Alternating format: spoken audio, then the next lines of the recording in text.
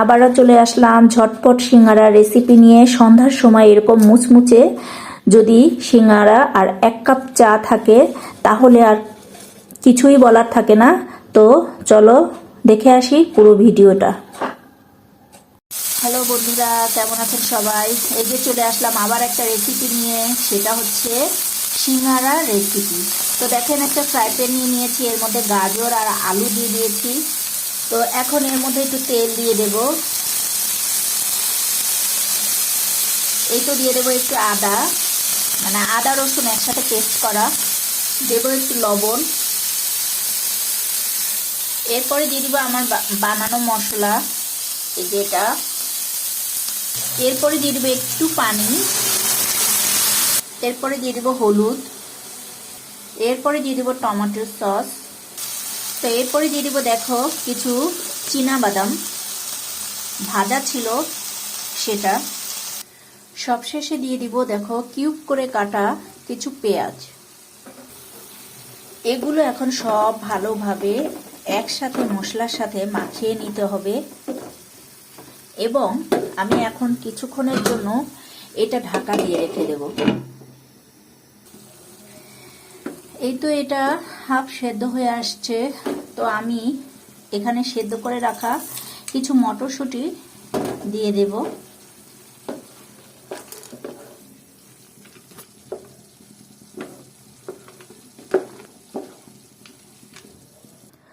ওখানে সিঙ্গারার পুরটি তৈরি হচ্ছে। তো এখানে আমি 1.5 বাটির মতো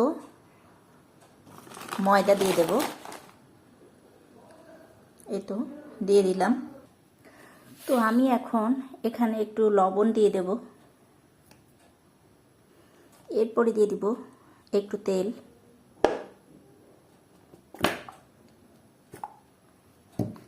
এবার লবণটা আর তেল খুব ভালোভাবে মাখিয়ে নেব।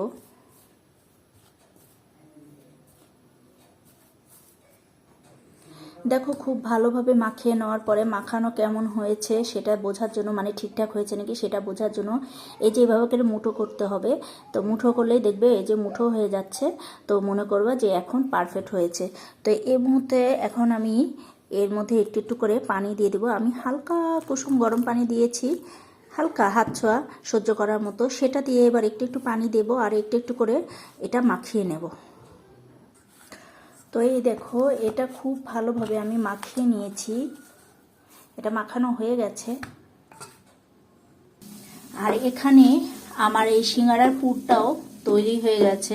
তো আমি এই চামচটা দিয়ে একটু হালকা হালকাভাবে থেতো করে নেব, তাহলে জিনিসটা মাখা মাখা হবে। এই তো এবার আমি এটা নামিয়ে নেব। তো এই যে দেখো পুরটা তৈরি হয়ে গেছে। তো আমি লেচিগুলোও এরকম সাইজের করে নিয়েছি। তো এখন এগুলো এখন বেলে দেখাবো।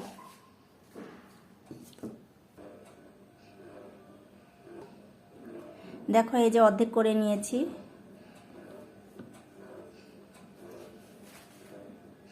তো এখন এইটা দেখো কিভাবে মুড়তে হয়।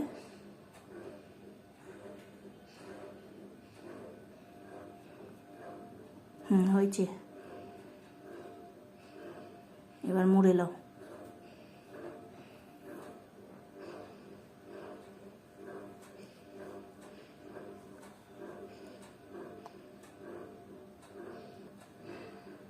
এবার পুর দিয়ে দাও।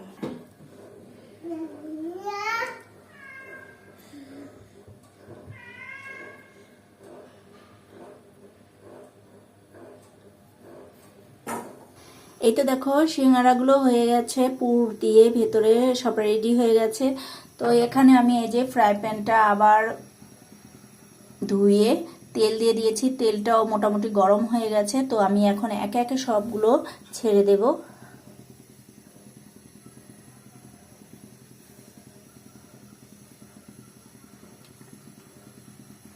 তো দেখো এই যে সবগুলো দিয়ে দিয়েছে। চুলার আঁচটা একেবারে কম করে দিয়ে দিতে হবে, না হলে ভেতরে কাঁচা কাঁচা থাকবে। এই তো সবগুলো এখন আস্তে আস্তে করে সব উল্টে পাল্টে নেব।